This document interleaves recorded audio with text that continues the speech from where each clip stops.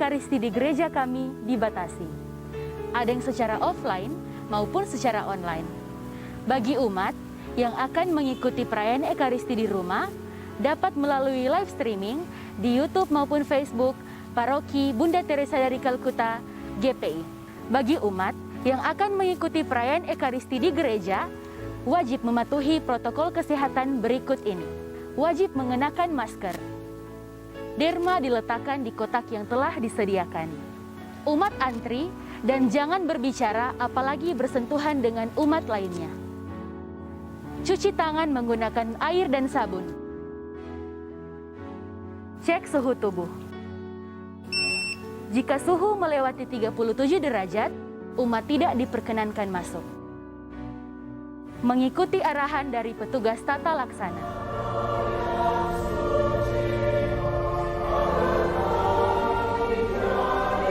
Selama perayaan Ekaristi, umat tetap mengenakan masker dan menjaga jarak dengan umat lainnya. Setelah perayaan Ekaristi, umat segera pulang dan jangan berkerumun.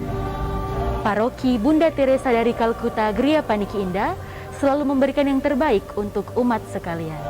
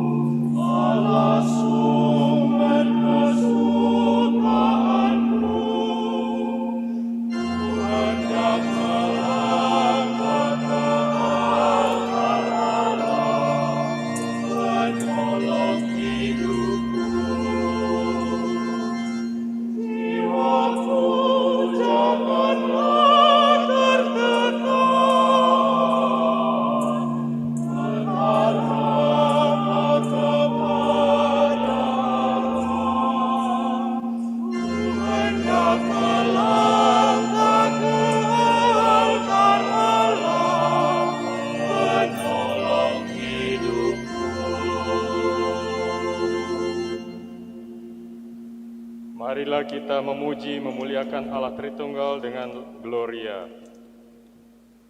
Gloria in excelsis Deo. Dan damai di bumi kepada orang yang berkenan padanya. Kami memuji Dia, kami meluhurkan Dia, kami menyembah Dia, kami memuliakan Dia, kami bersyukur kepada-Mu. Hanya kemuliaan-Mu yang besar, ya Tuhan Allah, Raja Surgawi, Allah Bapa yang Maha Kuasa. Ya Tuhan Yesus Kristus, Putra yang tunggal. Ya Tuhan Allah, Anak Domba Allah, Putra Bapa. Engkau yang menghapus dosa dunia. Kasihanilah kami. Engkau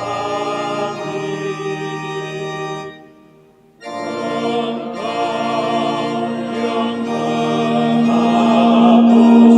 dosa dunia,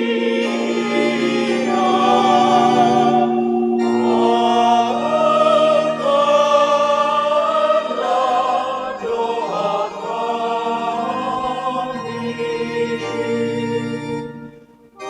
Engkau yang duduk di sisi Bapa, kasihanilah kami.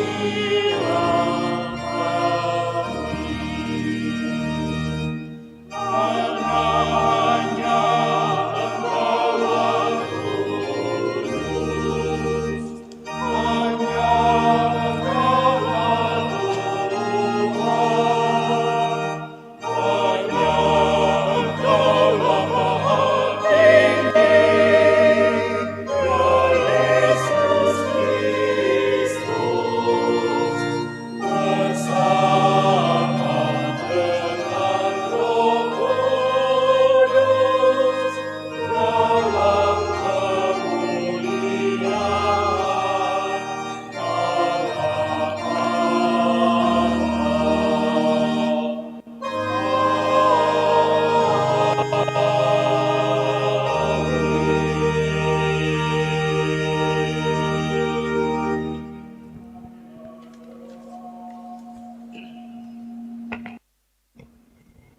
Bapa yang kudus, Engkau telah mengajar hati umat-Mu melalui penerangan Roh Kudus. Anugerahkanlah roh kebenaran, pengertian, dan damai kepada gereja-Mu, secara khusus Gereja Keuskupan Manado yang akan memulai proses sinode. Semoga di dalam Roh-Mu itu kami mengenal apa yang benar dan berkenan kepada-Mu, serta mewujudkan kehendak-Mu di dalam perjalanan bersama kami untuk membangun persekutuan, menumbuhkan partisipasi, dan menjalankan misi. Dengan pengantaran Yesus Kristus Putra-Mu Tuhan kami, yang bersama Dikau dalam persatuan Roh Kudus, hidup dan berkuasa Allah sepanjang segala masa. Amin.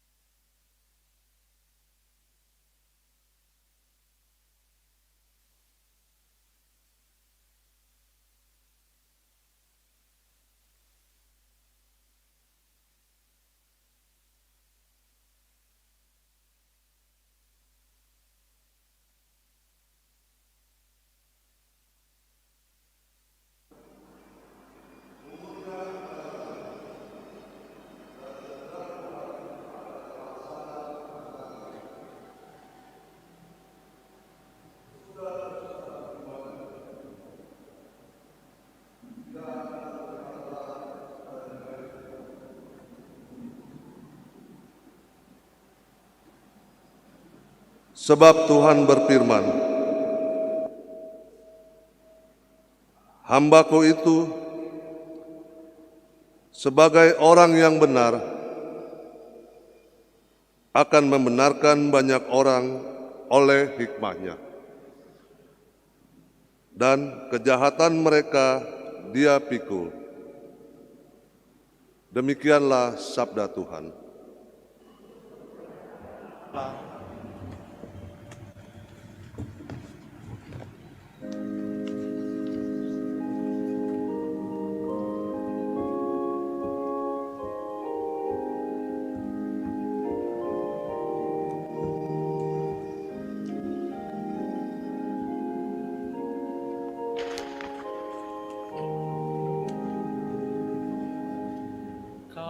Kasih setiamu ya Tuhan, kiranya menyertai kita, seperti kami berharap kepadamu. Kasih setiamu ya Tuhan, kiranya menyertai kita, seperti kami berharap kepadamu. Sebab firman Tuhan itu benar, segala sesuatu dikerjakannya dengan kesetiaan. Ia senang kepada keadilan dan hukum, bumi penuh dengan kasih setianya. Kasih setiamu ya Tuhan, kiranya menyertai kita, seperti kami berharap kepadamu. Sungguh tuh mata Tuhan tertuju kepada mereka yang takwa, kepada mereka yang berharap akan setianya. Ia hendak melepaskan jiwa mereka dari maut dan memelihara hidup mereka pada masa kelaparan. Kasih setiamu ya Tuhan, kiranya menyertai kita, seperti kami berharap kepadamu. Jiwa kita menanti-nantikan Tuhan, Dialah penolong dan perisai kita. Kasih setiamu ya Tuhan, kiranya menyertai kami, seperti kami berharap kepadamu. Kasih setiamu ya Tuhan, kiranya menyertai kita, seperti kami berharap kepadamu.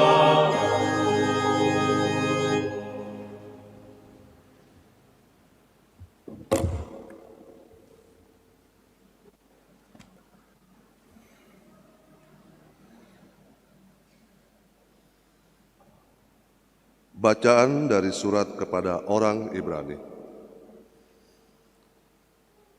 Saudara-saudara, kita sekarang mempunyai seorang imam agung yang telah melintasi semua langit, yaitu Yesus Anak Allah. Baiklah kita teguh berpegang pada pengakuan iman kita. Sebab imam agung yang kita punya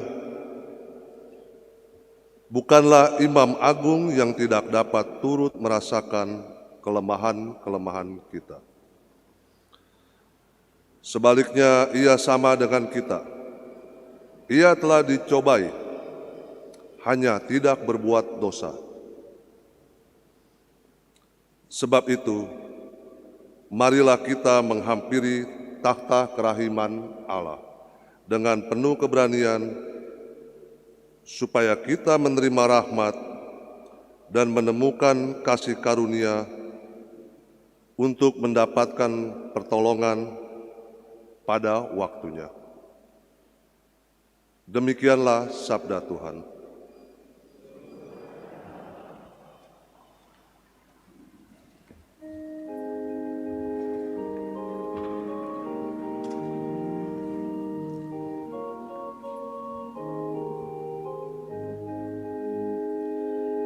Haleluya, haleluya, haleluya, haleluya. Haleluya, haleluya, haleluya, haleluya. Anak manusia datang bukan untuk dilayani, melainkan untuk melayani dan untuk memberikan nyawanya menjadi tebusan bagi banyak orang. Haleluya, haleluya, haleluya, haleluya, haleluya.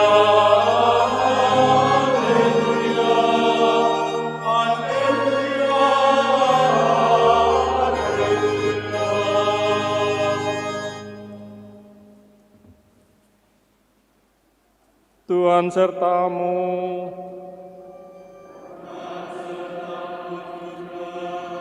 Inilah Injil Yesus Kristus menurut Markus.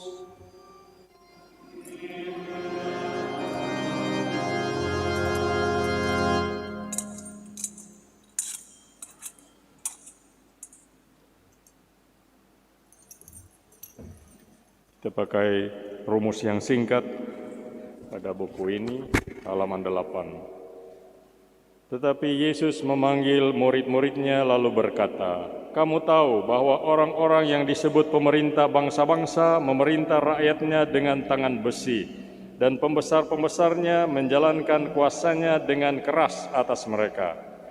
Tetapi janganlah demikian di antara kamu. Barang siapa ingin menjadi besar di antara kamu, hendaklah ia menjadi pelayanmu. Dan barang siapa ingin menjadi yang terkemuka di antara kamu, hendaklah ia menjadi hamba untuk semuanya. Sebab anak manusia pun datang bukan untuk dilayani, melainkan untuk melayani dan untuk memberikan nyawanya sebagai tebusan bagi banyak orang." Demikianlah sabda Tuhan. Terpujilah Kristus.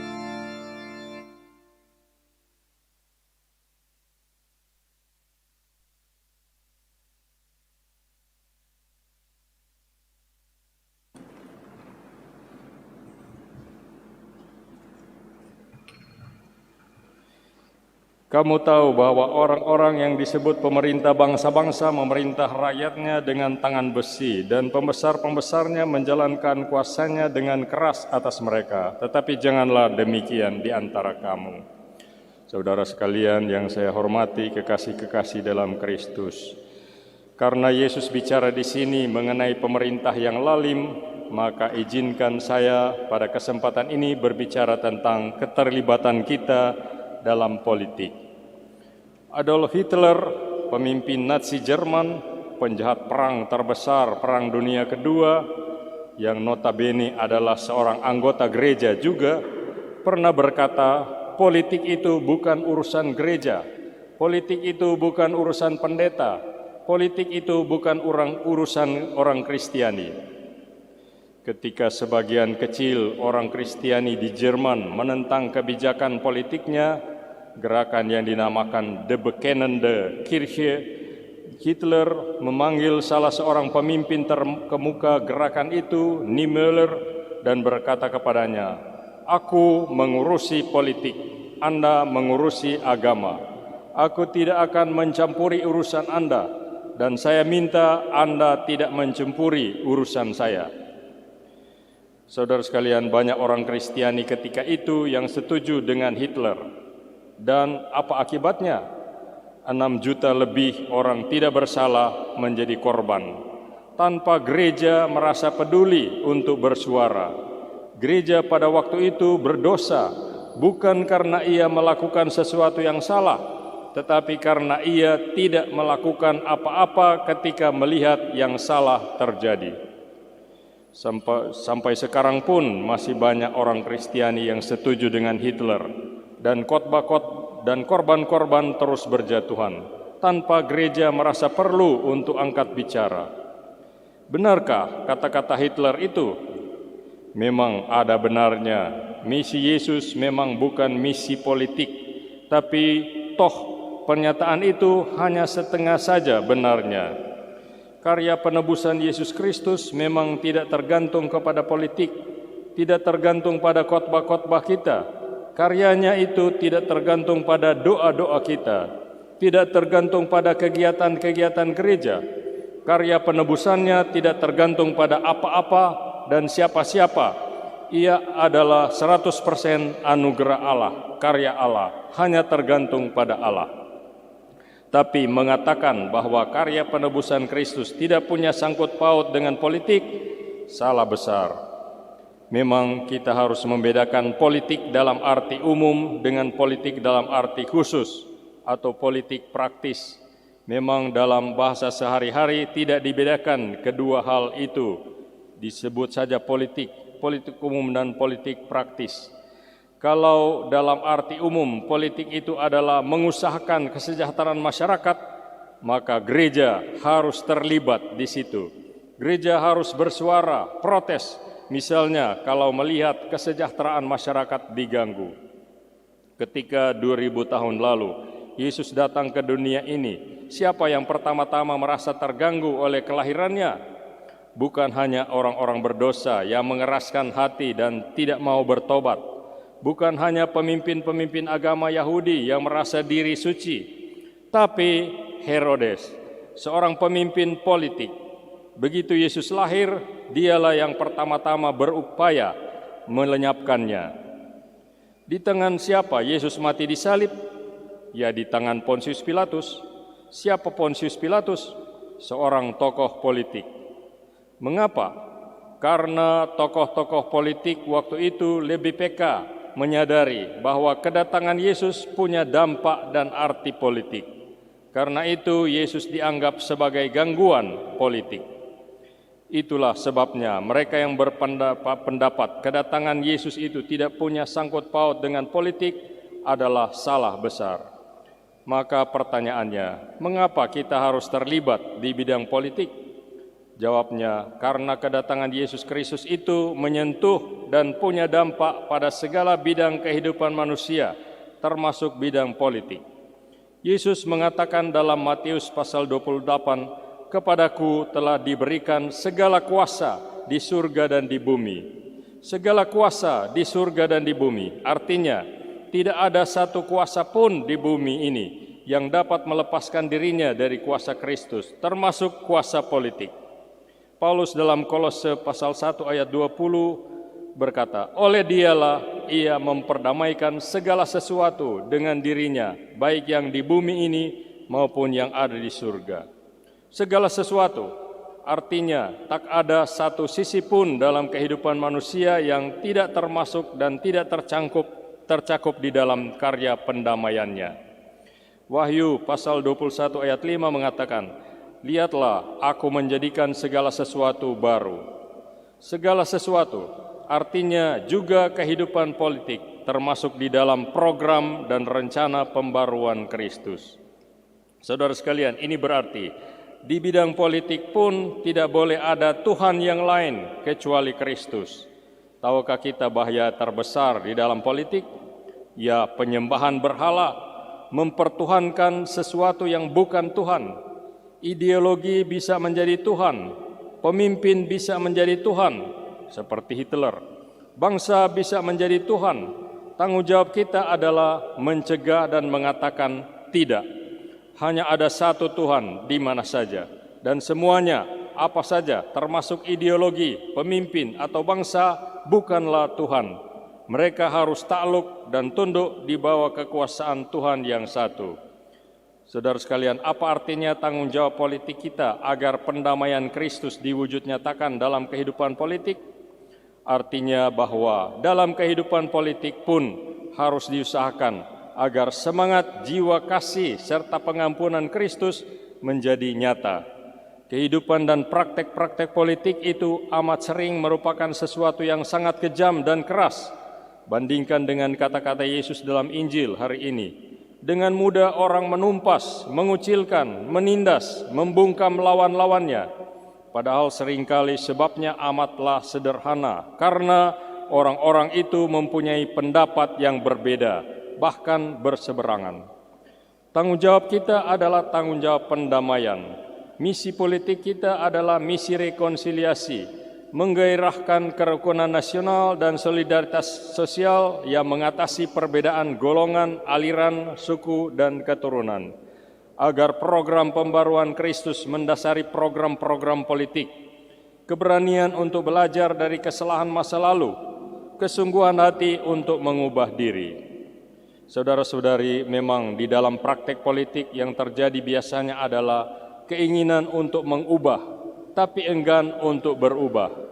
Tanggung jawab kita adalah untuk memberi kesaksian bahwa dunia hanya akan berubah bila kita terlebih dahulu mampu mengubah diri. Saudara-saudari, ada 3 catatan kecil yang penting.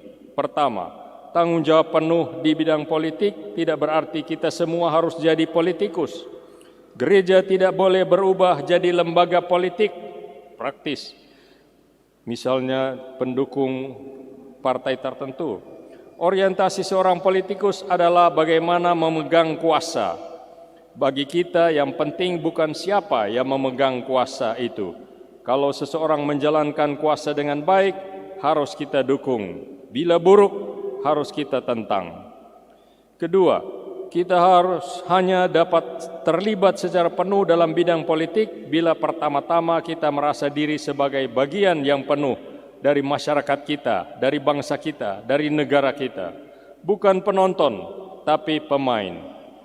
Ketiga, kita harus seperti Kristus, melihat segala tugas kita juga dalam bidang politik, bukan sebagai status atau kedudukan yang mengatasi orang-orang lain, melainkan sebagai pelayanan. Dan pelayanan, pengabdian yang sejati menuntut pula kerelaan untuk berkorban, kalau perlu dengan nyawa kita. Kata Yesus, barang siapa ingin menjadi besar di antara kamu, hendaklah ia menjadi pelayanmu. Dan barang siapa ingin menjadi terkemuka di antara kamu, hendaklah ia menjadi hamba untuk semuanya. Menjadi pemimpin bukan pertama-tama untuk memperoleh kekuasaan, jabatan, keuntungan, dan syarat akan aneka kepentingan lain. Hal-hal tersebut justru mengarahkan mereka untuk menjadi pemimpin yang otoriter, tangan besi, keras, dan selalu memaksakan kehendaknya kepada orang lain. Pemimpin yang hanya memikirkan ingin mengokohkan kekuasaan, jabatan, dan keuntungan akan menjelma menjadi pemimpin yang akan menghukum orang-orang yang tidak sejalan dengan apa yang menjadi kehendaknya. Ia akan menindas dan menekan mereka yang berada di bawah kepemimpinannya. Memimpin merupakan jalan untuk pengabdian dan pelayanan kepada orang banyak. Inilah kepemimpinan Kristiani yang diajarkan Yesus. Saudara sekalian, tentu kita adalah warga negara kerajaan surga. Tapi kita hanya dapat menjadi warga negara kerajaan surga yang baik dengan pertama-tama menjadi warga negara yang bertanggung jawab dimanapun kita berhidup. Semoga demikian, amin. Saudara-saudari terkasih, marilah kita menyatakan iman kepercayaan kita. Aku percaya akan Allah Bapa karena akan Yesus Kristus putranya tunggal Tuhan kita, yang dikandung dari Roh Kudus, dilahirkan oleh perawan Maria, yang menderita sengsara dalam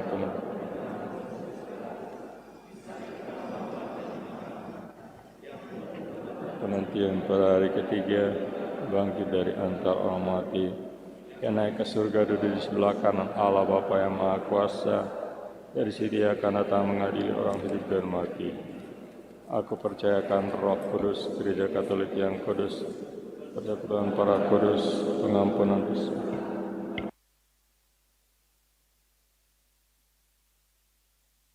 Saudara-saudari yang terkasih, sambil menantikan dengan rindu kedatangan Tuhan kita Yesus Kristus, marilah kita memohon belas kasih-Nya, supaya sebagaimana Ia telah datang ke dunia untuk membawa kabar baik kepada orang miskin dan menyembuhkan hati yang remuk redam, Ia boleh membawa keselamatan bagi mereka yang membutuhkan.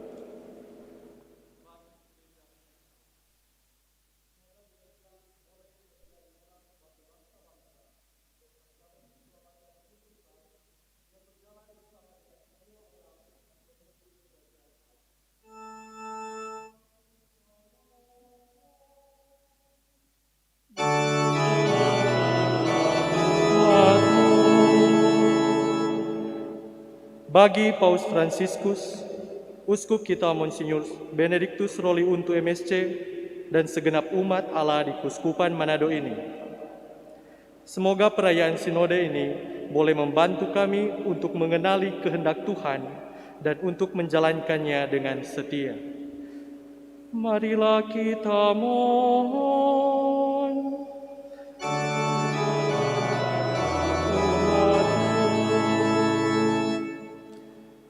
Bagi semua warga masyarakat dan para pemimpinnya, semoga mereka selalu mengusahakan kebaikan bersama, bertindak dalam keadilan dan integritas. Marilah kita mohon, dengarkanlah umat-Mu. Bagi mereka yang sakit, kesepian, tertindas, dan menderita, semoga mereka tidak pernah disingkirkan, melainkan dihargai dan diperhatikan sebagai wajah Kristus dalam dunia yang menderita. Marilah kita mohon, dengarkanlah umat-Mu. Bagi kami semua yang berkumpul di sini dan juga bagi segenap umat beriman, semoga proses sinode para uskup ini menghantar kami untuk masuk lebih dalam lagi di dalam persekutuan gereja, menguatkan partisipasi kami di dalam gereja, dan memperlengkapi kami untuk menjalankan misi. Marilah kita mohon, dengarkanlah umat-Mu. Bersama keluarga Pengemanan Tindangen, kita bersyukur atas hari ulang tahun pernikahan yang ke-12 pada tanggal 15 Oktober 2021. Bersama keluarga Buntoro Musung, kita bersyukur kepada Tuhan atas kesembuhan anak Deo Gratias Kenso Pradana. Marilah kita mohon, dengarkanlah umat-Mu. Allah Bapa, perlindungan dan kekuatan kami, dengarkanlah doa-doa gereja-Mu, sebab Engkau sendirilah sumber semua pengabdian kami, dan kami mohon, semoga kami sungguh memperoleh apa yang kami minta di dalam iman. Demi Kristus Tuhan kami. Amin.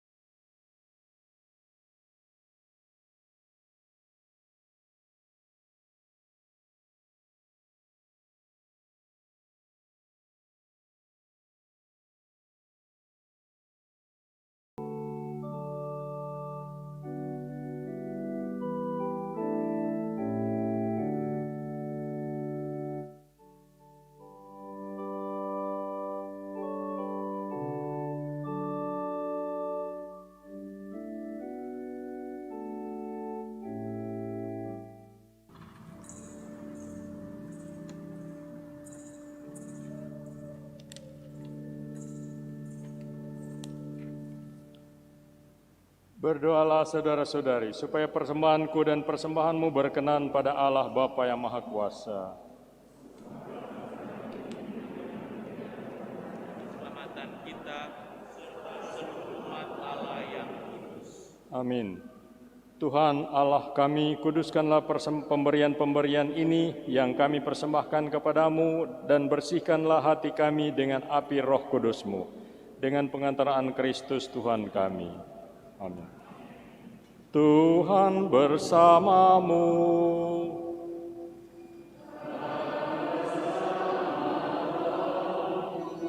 Marilah mengarahkan hati kepada Tuhan.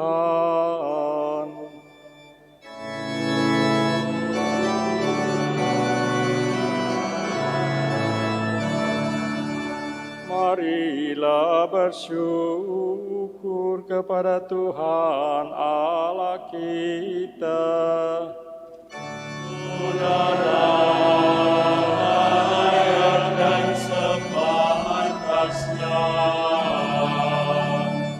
Sungguh pantas dan benar mengucap syukur kepadamu dan menyanyikan madah kemuliaan serta pujian bagimu, Tuhan Bapa yang Maha Baik.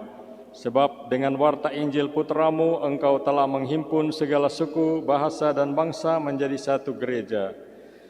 Dengan pengantaraan gereja itu yang dihidupkan oleh kekuatan Roh-Mu, Engkau tanpa henti menghimpun semua orang menjadi satu.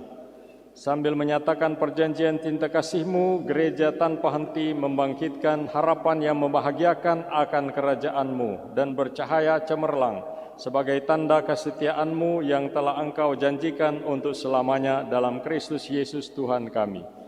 Dari sebab itu, bersama segenap bala tentara surga, bersama seluruh gereja, kami senantiasa memuliakan Dikau dengan satu suara sambil berseru.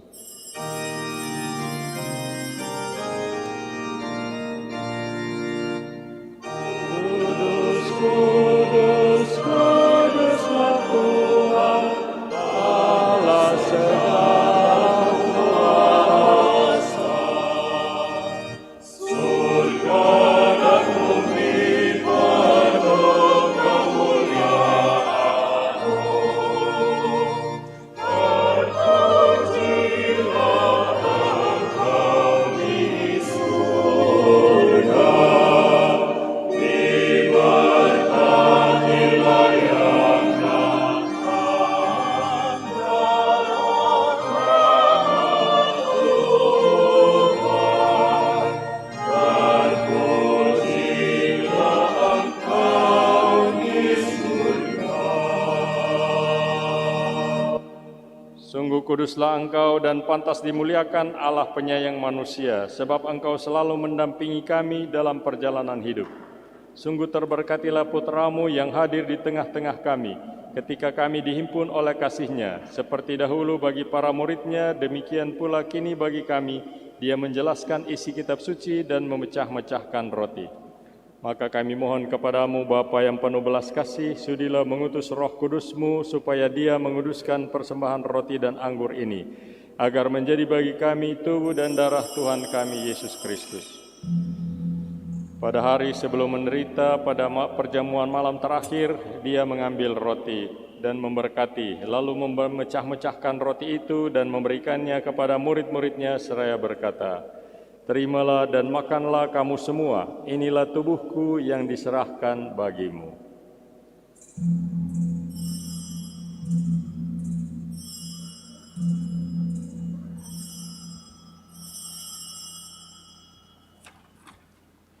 Dengan cara yang sama sesudah perjamuan, sambil mengambil piala, Dia mengucap syukur kepadamu, lalu memberikannya kepada murid-murid-Nya seraya berkata, "Terimalah dan minumlah kamu semua, inilah piala darahku, darah perjanjian baru dan kekal, yang ditumpahkan bagimu dan bagi semua orang, demi pengampunan dosa. Lakukanlah ini sebagai kenangan akan daku."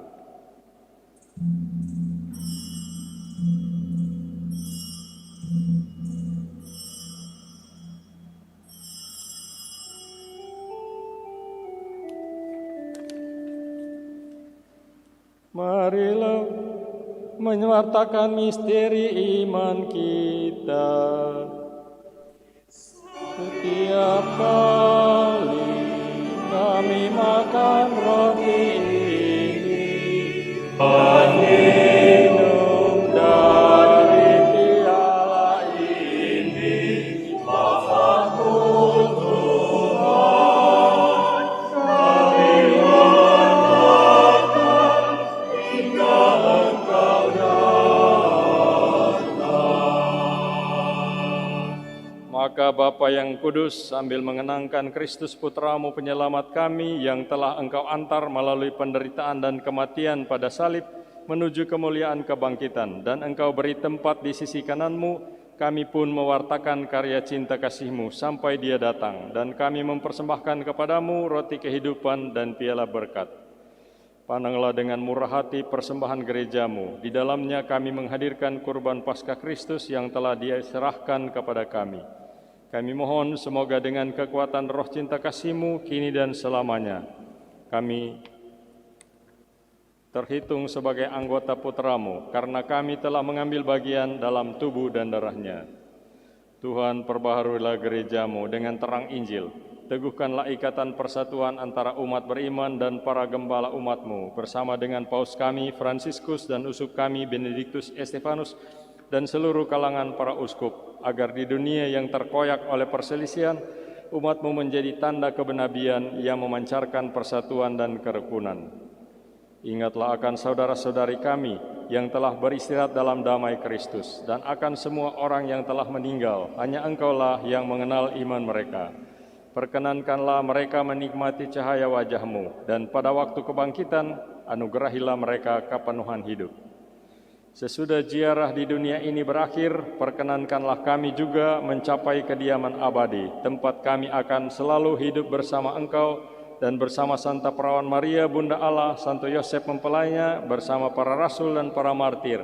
Dan dalam kesatuan dengan semua orang kudus, kami akan memuji dan mengagungkan Dikau melalui Yesus Kristus Putra-Mu. Dengan pengantaran Dia, bersama Dia, dan dalam Dia, bagi-Mu, Allah Bapa yang Maha Kuasa, dalam persekutuan dengan Roh Kudus, segala hormat dan kemuliaan sepanjang segala masa.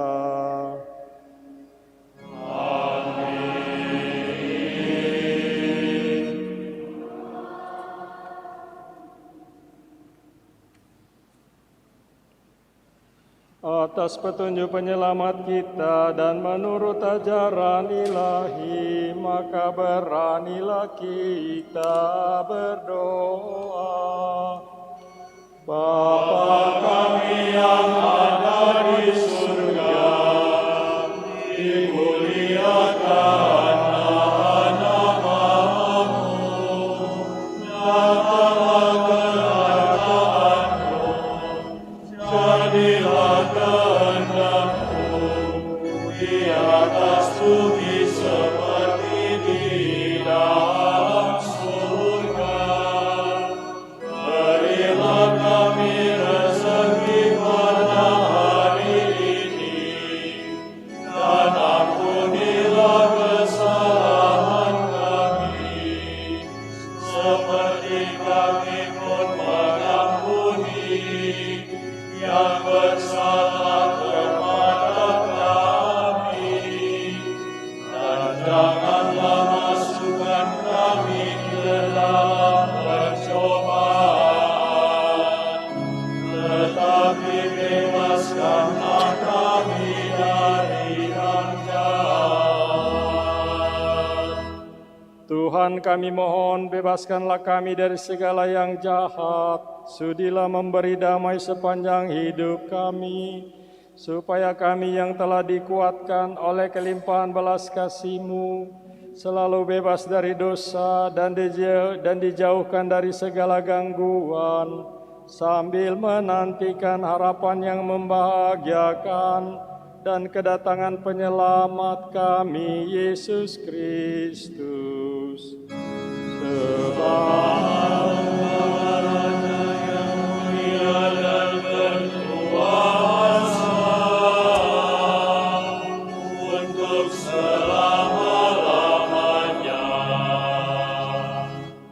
Yesus Kristus, Engkau telah bersabda kepada para rasul-Mu, damai-Ku Kutinggalkan bagimu, damai-Ku Kuberikan kepadamu. Janganlah memperhitungkan dosa kami, tetapi perhatikanlah iman gereja-Mu, dan berilah kami damai dan kesatuan sesuai dengan kehendak-Mu. Engkau yang hidup dan meraja sepanjang segala masa. Semoga damai Tuhan selalu bersamamu. Dan bersama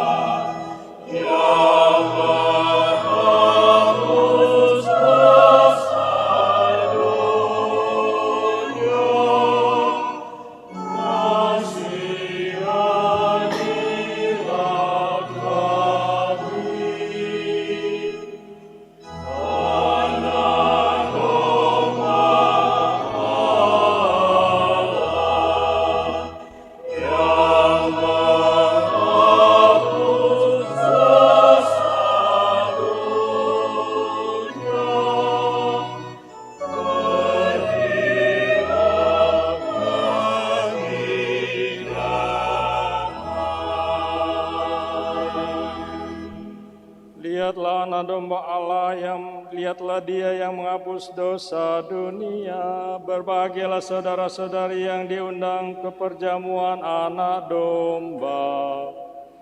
Tuhan, saya tidak pantas Engkau datang pada saya, tetapi bersabdalah saja, maka saya akan sembuh.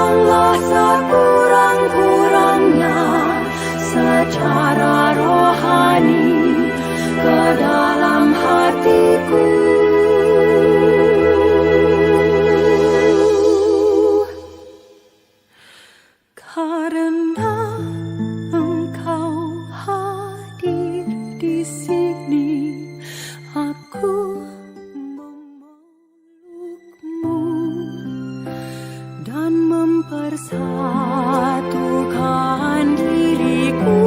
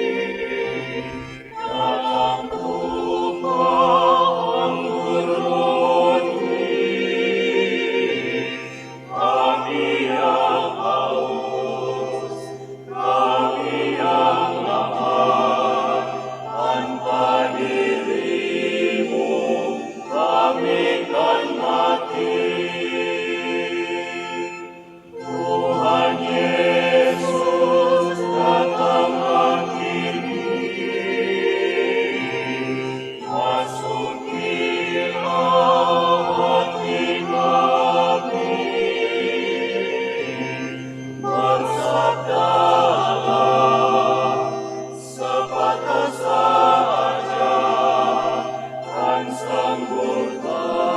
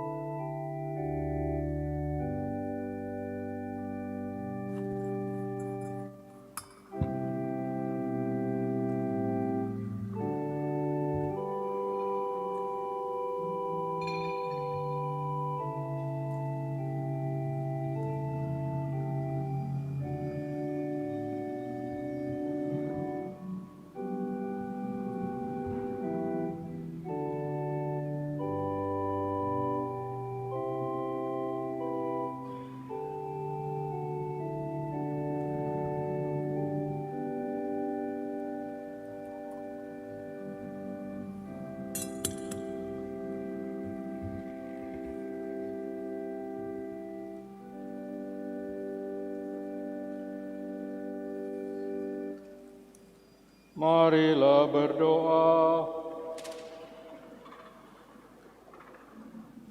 Tuhan Allah kami, semoga Roh Kudus yang telah dicurahkan atas kami membersihkan hati kami, dan semoga embun rahmat-Mu meresapi relung hati kami yang terdalam, serta membuat hidup kami berbuah dalam karya cinta kasih, dengan pengantaraan Kristus Tuhan kami. Amin. Mari kita mendengarkan beberapa warta gereja.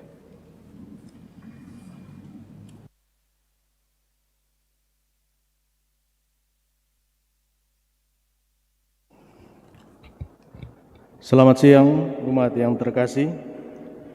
Beberapa penyampaian pada hari Minggu biasa ke-29, hari ini tanggal 17 Oktober 2021. Terima kasih pada Bapak Pastor Paroki, Pastor Pitinangon PR yang sudah menyelenggarakan perayaan Ekaristi bersama umat, juga dalam rangkaian misa pembukaan proses sinodal dalam rangka Sinode para Uskup yang secara serentak di tingkat gereja lokal seluruh dunia dibuka hari ini, Minggu 17 Oktober 2021. Dan keuskupan kita dipusatkan di Paroki Kroit oleh Monsinyur. Bapak Ibu yang terkasih, saya juga menyampaikan terima kasih kepada para petugas liturgi hari ini yang telah bertugas, Kor, Dirigen, Lektor, dan Mazmur, juga wilayah rohani Santo Thomas Becket menjadi penyelenggara hari ini, organis, PPA, dan tim Komsos yang sudah meliput untuk misa live streaming pada pagi hari ini. Terima kasih juga yang sudah mendekor gereja dari Kaum Bapa Katolik Unit 1 Santo Nicholas of Tolentine, serta KBK Paroki. Berikutnya penyampaian, ucapkan terima kasih kepada wilayah-wilayah rohani yang sudah mengumpulkan mengenai data situasi umat lewat tabel matrikulasi, dan kepada wilayah rohani yang belum boleh mengumpulkan, karena sesuai surat yang kami terima dari keuskupan bahwa saat ini kita sudah akan memulai penyusunan program kerja dan budget untuk tahun 2022 yang nanti akan disampaikan untuk kita adakan pertemuan bagi pengurus wilayah rohani dan kelompok kategorial, karena penyusunan program untuk 2022 ini akan searah dengan proses sinodal dalam rangka sinode para uskup mulai tahun ini yang akan ditutup tahun 2023, sehingga nanti mungkin akan ada beberapa penyesuaian sebagaimana atau tidak seperti yang tahun-tahun sebelumnya. Kemudian dari seksi liturgi menyampaikan kepada seluruh tim atau anggota seksi liturgi di wilayah-wilayah rohani untuk terus mensosialisasikan mengenai tata perayaan Ekaristi yang baru di wilayah rohani masing-masing. Kebetulan ini hampir setiap hari ada rosario, jadi boleh mengisi untuk sosialisasi tata perayaan Ekaristi. Berikutnya, sampaikan tanggal 31 Oktober, hari Minggu, ada aksi donor darah. Dan bagi umat yang biasa mendonorkan darah atau berkeinginan untuk mendonorkan darah, silakan mempersiapkan diri pada tanggal 31 Oktober sesudah perayaan Ekaristi pagi hari. Kemudian mengenai pembangunan, diucapkan terima kasih kepada keluarga Bapak Frederick Sumeisei Nicholas yang sudah bersedia membiayai pembangunan menara lonceng gereja yang dalam 1-2 minggu ke depan kita akan mendengarkan suara lonceng gereja. Untuk itu tetap kita berdoa semoga proses pembangunan ini bisa berjalan dengan lancar, dan bagi umat yang ingin menyumbang tetap dibuka kesempatan untuk pembangunan rehab atau perbaikan fasilitas gereja yang lain. Pengumuman berikutnya, pengumuman dari Musika Sakra. Jadi kebetulan KOR tadi itu bagian dari Musika Sakra.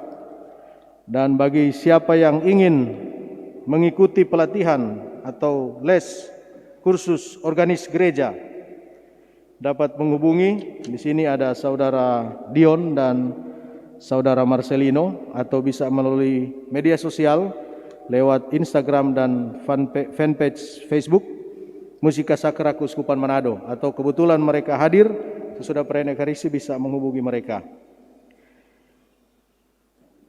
Yang terakhir, pengumuman calon nikah.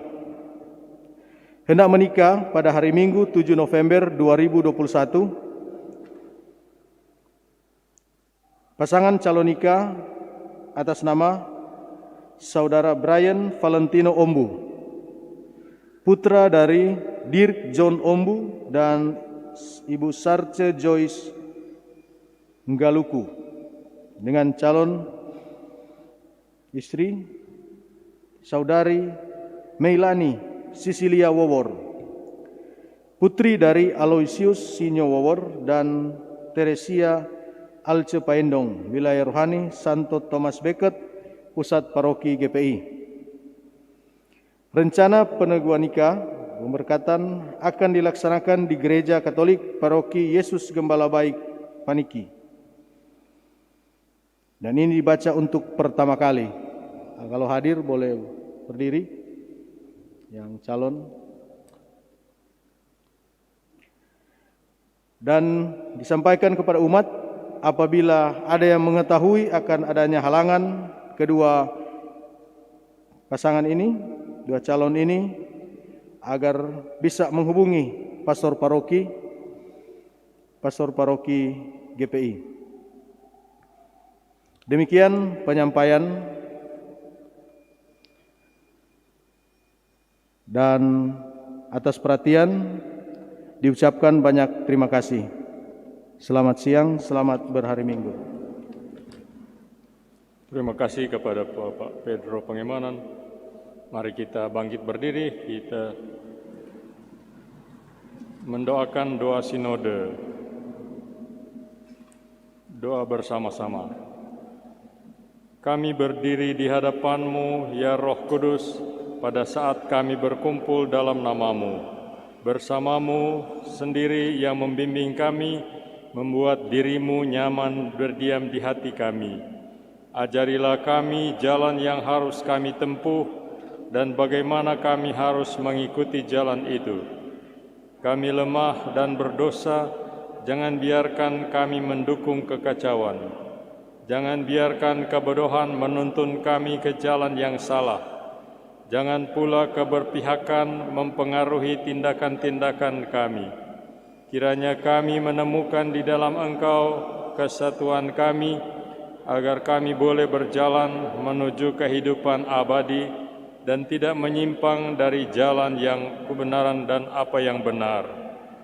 Semua ini kami mohon kepadamu yang berkarya di setiap tempat dan waktu, dalam persekutuan dengan Bapa dan Putra, untuk selama-lamanya.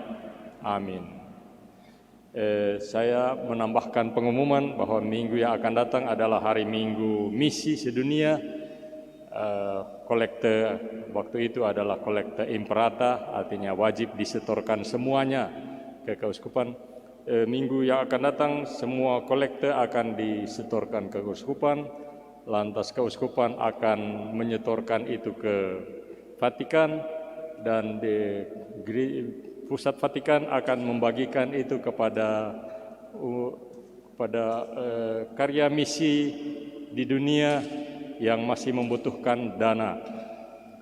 Jadi kalau kita sampai hari Minggu ini biasa memberikan begini, harap minggu yang akan datang lebih, supaya kita menunjukkan solidaritas kita kepada misionaris-misionaris yang kalau jalan dinas misalnya di tempat yang sunyi, yang kurang, yang susah, miskin, kita membantu mereka dengan kolekte kita hari Minggu Misi ini. Jadi di Vatikan, di Roma akan dikumpulkan semua derma dari seluruh dunia untuk dibagikan ke daerah-daerah yang masih sangat membutuhkan uluran tangan dari gereja-gereja, paroki-paroki yang sudah mampu untuk mengurus diri sendiri. Marilah kita menutup perayaan Ekaristi ini dengan mohon berkat Tuhan untuk hidup kita dan seterusnya. Tuhan bersamamu.